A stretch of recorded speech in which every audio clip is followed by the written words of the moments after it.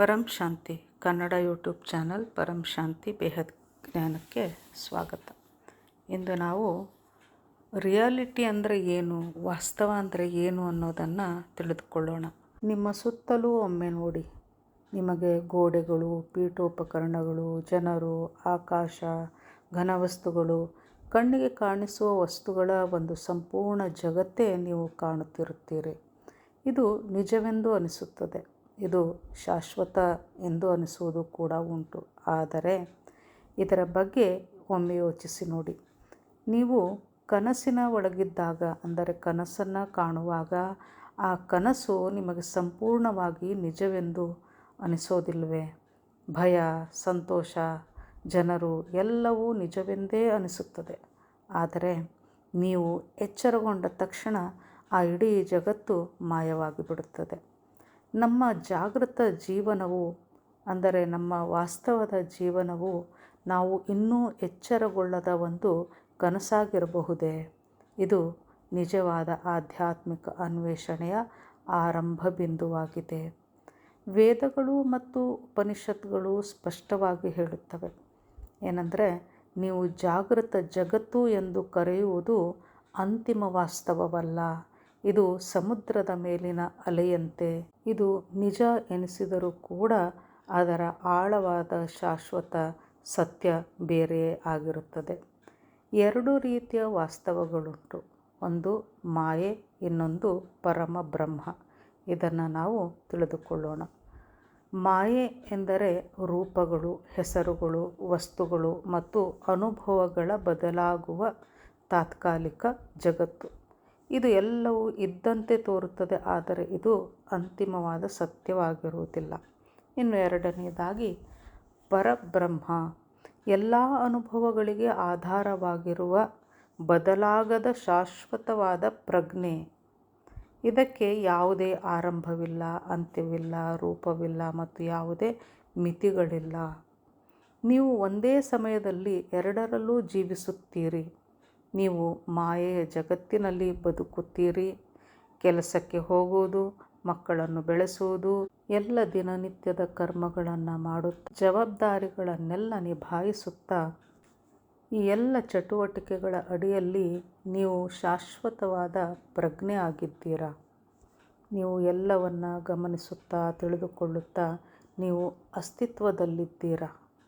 ತೊಂದರೆ ಏನೆಂದರೆ, ಹೆಚ್ಚಿನ ಜನರು ಹೊರಗಿನ ಪದರದ ಮೇಲೆಯೇ ಎಷ್ಟು ಗಮನ ಹರಿಸುತ್ತಾರೆ ಅಂದರೆ, ಅವರು ಒಳಗಿನ ಪದರವನ್ನು, ಅಂದರೆ ಪರಬ್ರಹ್ಮನನ್ನು, ಎಲ್ಲ ಅನುಭವಗಳ ಮೂಲ ಕಾರಣವನ್ನು ಮರೆತು ಬಿಡುತ್ತಾರೆ. ಮತ್ತು ಆ ಮರೆವು ಎಲ್ಲ ದುಃಖಗಳು ಪ್ರಾರಂಭವಾಗುವ ಸ್ಥಳವಾಗಿದೆ. ಬದಲಾಗುತ್ತಿರುವ ಜಗತ್ತೇ ಎಲ್ಲವೂ ಎಂದು ನೀವು ನಂಬಿದಾಗ, ನಿಮ್ಮ ಸಂತೋಷವು ಸಂಪೂರ್ಣವಾಗಿ ನಿಮ್ಮ ಹೊರಗೆ ನಡೆಯುವ ವಿಷಯಗಳ ಮೇಲೆ ಆಧಾರಿತವಾಗಿರುತ್ತದೆ. ಅಂದರೆ ಕಣ್ಣಿಗೆ ಕಾಣುವುದೇ ಸತ್ಯ ಎಂದಾಗ ನೀವು ಸತ್ಯದಿಂದ ದೂರವೇ ಉಳಿಯುತ್ತೀರಿ.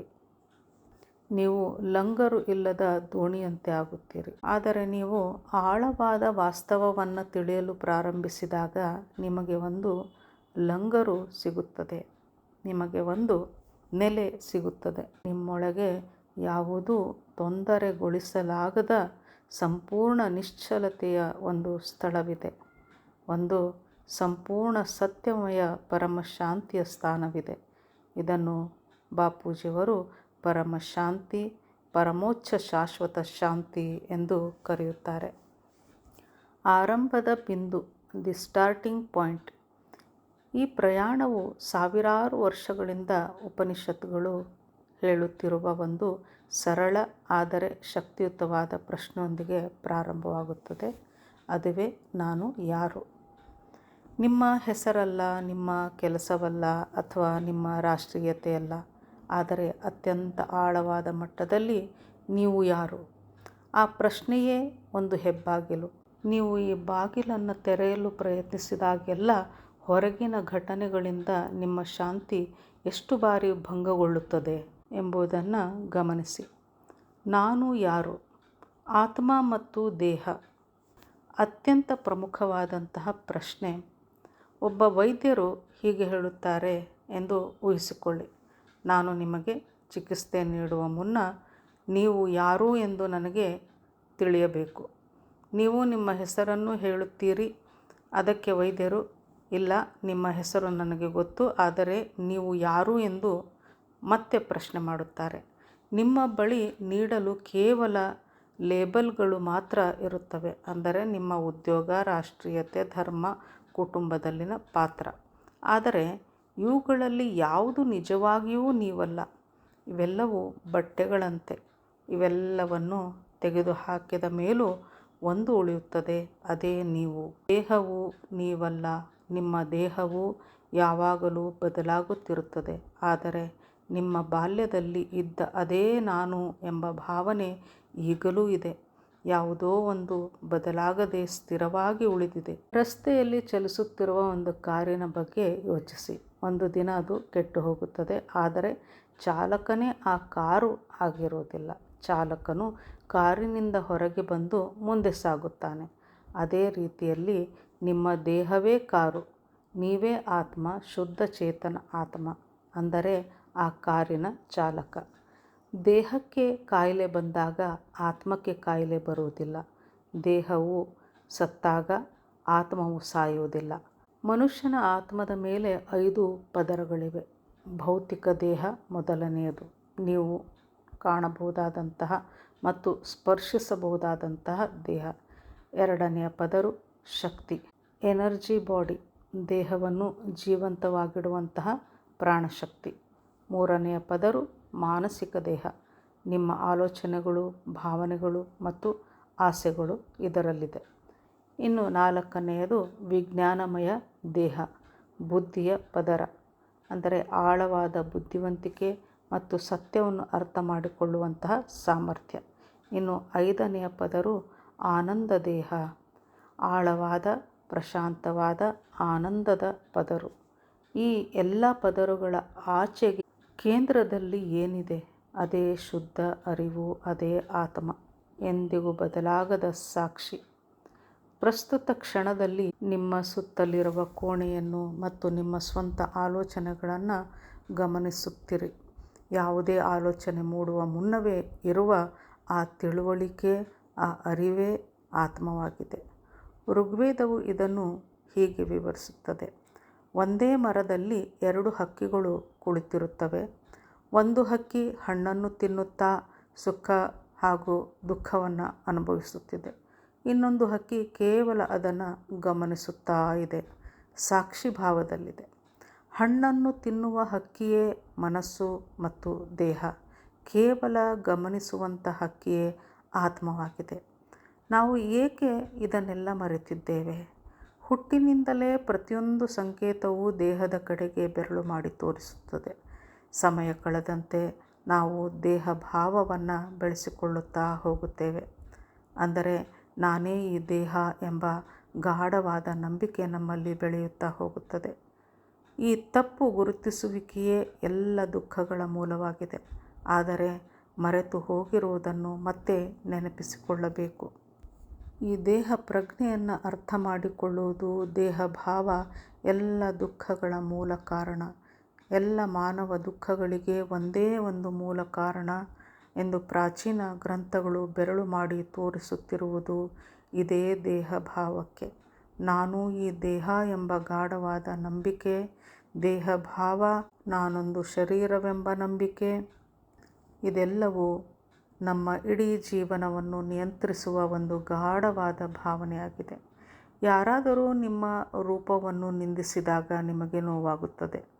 ದೇಹಕ್ಕೆ ಕಾಯಿಲೆ ಬಂದಾಗ ನಿಮ್ಮ ಇಡೀ ಅಸ್ತಿತ್ವಕ್ಕೆ ಕಾಯಿಲೆ ಬಂದಿದೆ ಎಂದು ನೀವು ಭಾವಿಸುತ್ತೀರಿ. ದೇಹ ಭಾವವು ಹೇಗೆ ನಿರ್ಮಾಣವಾಗುತ್ತದೆ? ಹುಟ್ಟಿನಿಂದಲೇ ಈ ಜಗತ್ತು ನಮ್ಮನ್ನು ಈ ದೇಹದಿಂದ ಗುರುತಿಸುತ್ತದೆ.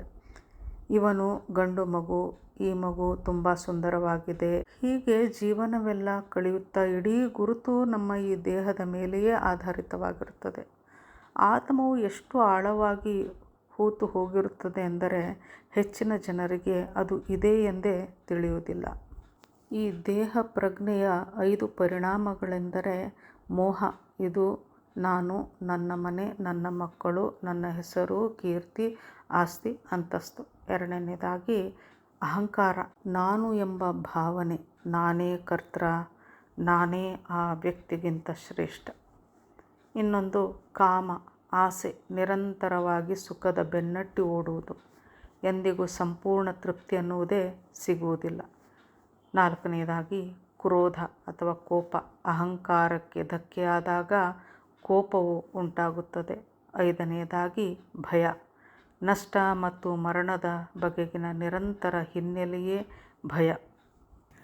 ಆದರೆ ಈ ದೇಹ ಪ್ರಜ್ಞೆಯು ನಮ್ಮೊಳಗಿನ ನಿಜವಾದ ಸತ್ಯವಲ್ಲ. ಇದು ನಾವು ಇಲ್ಲಿ ಕಲಿತಿರುವ ಒಂದು ಅಭ್ಯಾಸವಾಗಿದೆ ಮತ್ತು ಇದನ್ನು ಹೇಗೆ ಪದರ ಪದರವಾಗಿ ನಿರ್ಮಿಸಲಾಗಿದೆಯೋ ಹಾಗೇ ಇದನ್ನು ಪದರ ಪದರವಾಗಿ ಕಳಚುತ್ತಾ ಹೋಗಬೇಕು, ಕರಗಿಸುತ್ತಾ ಹೋಗಬೇಕಿದೆ.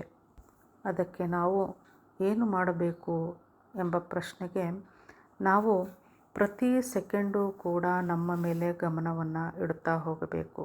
ನಾನು ಈ ದೇಹವಲ್ಲ, ನಾನು ಆತ್ಮ, ನಾನು ಶುದ್ಧ ಪ್ರಜ್ಞೆ, ಶಾಶ್ವತ ಜಾಗೃತಿ, ಇದನ್ನು ಬೆಳೆಸಿಕೊಳ್ತಾ ಹೋಗಬೇಕು. ನಾವು ಏನೇ ಕೆಲಸ ಮಾಡುತ್ತಿದ್ದರೂ ಸಹ ನಾನು ಈ ದೇಹವಲ್ಲ, ನಾನೊಂದು ಆತ್ಮವಾಗಿದ್ದೇನೆ, ನನ್ನ ಆತ್ಮ ಈ ದೇಹವನ್ನು ನಡೆಸುತ್ತಿದೆ ಎಂಬುದನ್ನು ಪದೇ ಪದೇ ಸ್ಮರಿಸಿಕೊಳ್ಳುತ್ತಿರಬೇಕು. ಹಾಗಾದರೆ ಆತ್ಮ ಅಂದರೆ ಏನು? ಆತ್ಮ ಎಂದರೆ ಗಮನಿಸುವವನು, ಸಾಕ್ಷಿ. ಈಗ ನೀವು ಈ ಪದಗಳನ್ನು ತಿಳಿದುಕೊಳ್ಳುವಾಗ ನೀವು ಏನೋ ಒಂದನ್ನು ಅರ್ಥ ಮಾಡಿಕೊಳ್ಳುವ ಮೊದಲು, ಯಾವುದೇ ಆಲೋಚನೆ ಮಾಡುವ ಮೊದಲು ಅಲ್ಲಿ ಒಂದು ಶುದ್ಧವಾದ ಮುಕ್ತವಾದ ಜಾಗೃತಿ ಇರುತ್ತದೆ. ಅದುವೇ ಆತ್ಮ ಎಂದು ತಿಳಿದುಕೊಳ್ಳಬೇಕು. ಆತ್ಮವು ಸತ್, ಚಿತ್, ಆನಂದ ಹಾಗೂ ಶಿವಸ್ವರೂಪ, ಶುದ್ಧ ಸ್ವರೂಪವಾಗಿದೆ.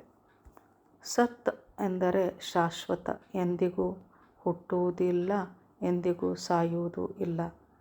ಚಿತ್ ಎಂದರೆ ಜಾಗೃತಿಯಿಂದ ಜೀವಂತವಾಗಿದೆ.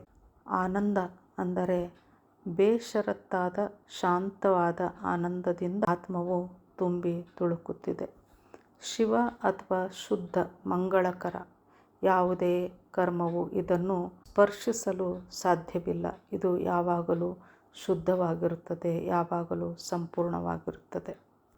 ಪರಂ ಶಾಂತಿ, ಬೇಹದ್ ಕಿ ಪರಂ ಶಾಂತಿ. क्या है अस्तित्व का अंतिम सत्य? किसने खोला अनंत ज्ञान का द्वार? 2026 में होगा रहस्य का उद्घाटन। परम शांति, अंतिम परम सत्य। बापूजी दशरथ भाई पटेल के जीवन पर आधारित आध्यात्मिक जीवनी जलरा रही है। जुड़े रहिए। परम शांति सोचो, बोलो परम शांति। Join us daily for our morning live meditation, Monday to Saturday, 5:30 to 6:30 a.m. Join us daily for live meditation, 10 p.m. to 11 p.m. on YouTube Live. Subscribe now. Website www.paramshanti.org. Email us anand@paramshanti.org. Like, share, subscribe. Join today. बेहद की परम शांति सो